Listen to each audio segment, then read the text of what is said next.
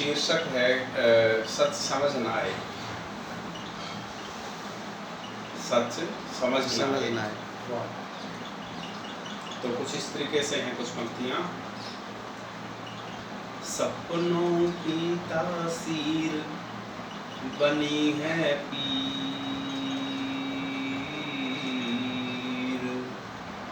वो सच समझ न आई, वो सच समझ न आई। वाह क्या बात। सपनों की तासीर बनी है पीर, सच समझ न आई।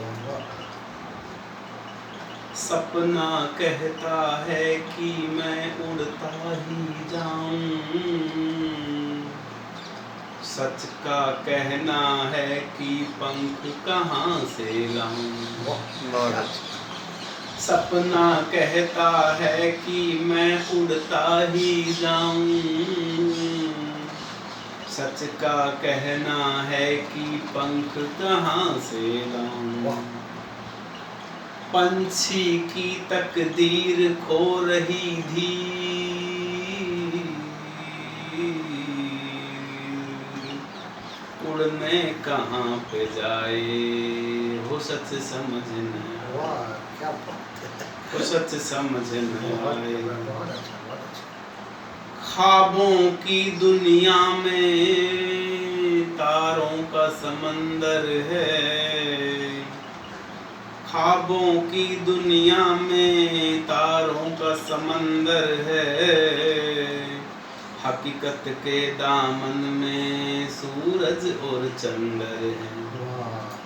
ख्वाबों की दुनिया में तारों का समंदर है, हकीकत के दामन में सूरज और चंद्र है। क्या बात है। पर्वत की प्राचीर बहाए नीर, हिमनद पिघलता जाए, सच समझ न आए, वो सच समझ न आए। और अहम मनाए खुशियाँ रूह मस्त कलंदर है, झेलम पार खड़े पोरस अब कहाँ सिकंदर है। अहम मनाए खुशियाँ रूह मस्त कलंदर है, झेलम पार खड़े पोरस अब कहाँ सिकंदर है। लहरों की शमशीर किनारे चीर, समर में रास रचाए, वो सच समझ न आए।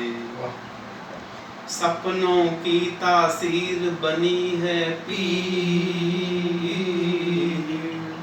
सच समझ न आए, वो सच समझ न आए। बहुत बहुत धन्यवाद। बहुत अच्छे, बहुत अच्छा, बहुत सुंदर। तो सुरेंद्र पाल जी की ये जो पोएट्री है, ये बस समझ लो इनकी नहीं है, मुझे ऐसा लगा मेरी है। मतलब लिखी इन्होंने ही है लेकिन मेरी है। इसमें से बस अगर मैंने कुछ लिया है इनकी इस पोएट्री में से, तो वो पक्षी लिया है जो उड़ना चाहता है। किस तरह से सर वो पढ़ेंगे इस टाइम, जो मुझे लगता है मेरे बहुत काम का है। और मुझे सपना कहता है कि मैं उड़ता ही जाऊं, सच का कहना है कि पंख कहाँ से लाऊं। पंछी की तकदीर खो रही धीर, उड़ने कहाँ पे जाए, वो सच समझ न आए।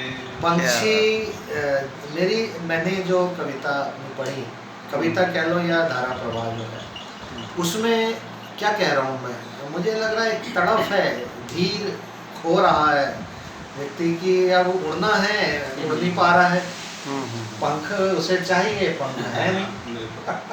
और फिर वो पंख क्या है, अभी जैसे इनकी बातों से कविता से मैंने सोचा वो उड़ क्यों नहीं पा रहा है, वो उसमें फंसा हुआ है और बेचैन है उड़ने के लिए, और उम्मीदें उसकी आकांक्षाएं बहुत दूर जाने की है, बट वो कर नहीं पा रहा है। तो उसको जो पंख चाहिए वो पंख क्या हो सकते हैं, वो मैंने सोचा। क्योंकि थोड़ा सा साइंस का होने से मुझे समस्याओं का समाधान करने की आदत भी है। तो मेरी नज़र में जो वो दो पंख हैं, एक है समता और एक साक्षी भाव। क्या बात, ये दो पंख अगर मिल जाएं क्या बात, तो वो संक्रांति पक्षी, होगी फिर। हाँ राधेश। वो कर जाएगा। वो जो सोच रहा है ना, धीर उसकी खो रही है, वो समता और साक्षी। अगर देखिए आप किसी चीज के साक्षी तो बन गए लेकिन बैलेंस नहीं है, बिल्कुल, है ना, लेकिन बैलेंस है, साक्षी नहीं है तो बैलेंस भी चला जाएगा। ये दो चीजें ऐसी हैं जो उड़ने के लिए आध्यात्मिक क्षेत्र में जरूरी है, समता और साक्षी। साक्षी जब कभी बवंडर आएगा तो आप साक्षी अगर बन जाएंगे तो समता नहीं जाएगी, हाँ, संतुलन रहेगा। और अगर समता है तो साक्षी भी बन जाएगी, बैलेंस है। बैलेंस कुछ हो रहा है तो अगर उसको बैलेंस से देख रहे हैं, मान लीजिए मेरे पाँव में बहुत दर्द है, ठीक है, मैं उसका साक्षी बन गया, लेकिन समता नहीं है, मैं पाँव इधर हिला रहा हूँ उधर हिला रहा हूँ, तो क्या फायदा फिर साक्षी होने का, है ना। समता रखने की कोशिश भी कर रहा हूँ, तो जब तक मैं उससे अपने को डिटैच नहीं करूँगा, जब तक मैं साक्षी नहीं बनूंगा, डिटैच नहीं करूँगा, जब तक मेरी समता भी। तो ये मुझे लगता है ये दो इनकी कविताओं में आपने जब लिखी हैं, आपके अंदर आध्यात्म है, लेकिन बस कहीं ना उसका कहीं जो कुछ बात- टेक्निकल वो साइड है वो कैच मुझे लगता मैंने किया है, जो टेक्निकल बिल्कुल, बिल्कुल। हाँ वो बहुत अच्छा। हाँ वो बहुत अच्छा लगा।